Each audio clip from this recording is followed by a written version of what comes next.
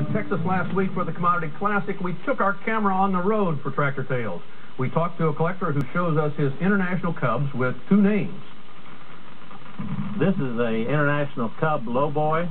The reason it's a lowboy, they've used them mostly for mowing, and it's about 7 inches lower than the regular farmall cub. I started looking for this about 6 or 7 years ago, and finally found one in southern Illinois. And my son and I, Todd, went up and picked it up one weekend. They worked till midnight, and they could not get the thing running, so finally we pushed it on the trailer, and I brought it home.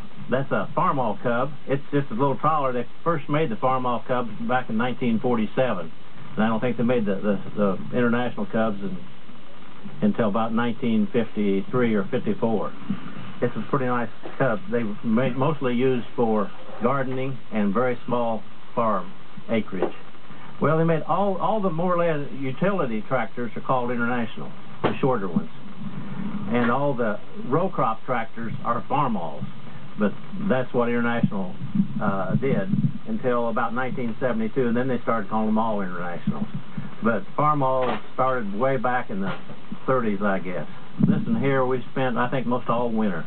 I mean, we take all the hoods off, we completely go down, and come back up, fenders, everything off, replace most all the seals, and then get them painted, and then we put them back together.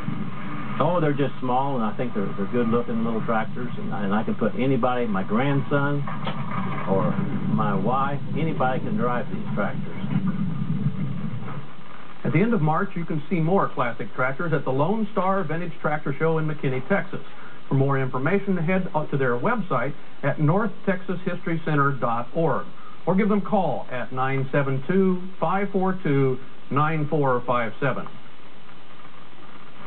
Our first country church this week is the Kabul Church of the Brethren in Kabul, Missouri.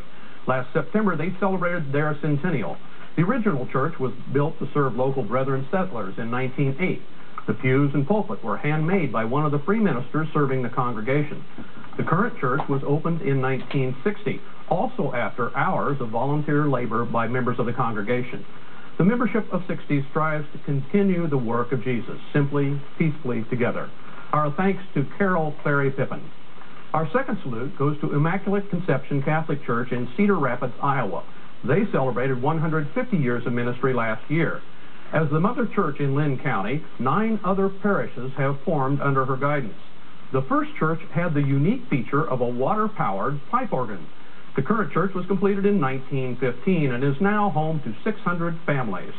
Barb Clowwater sent us the information. As always, we'd like to learn about your home church as well. Salutes can be sent to the address on the screen. Please stay with us. The mailbag is next.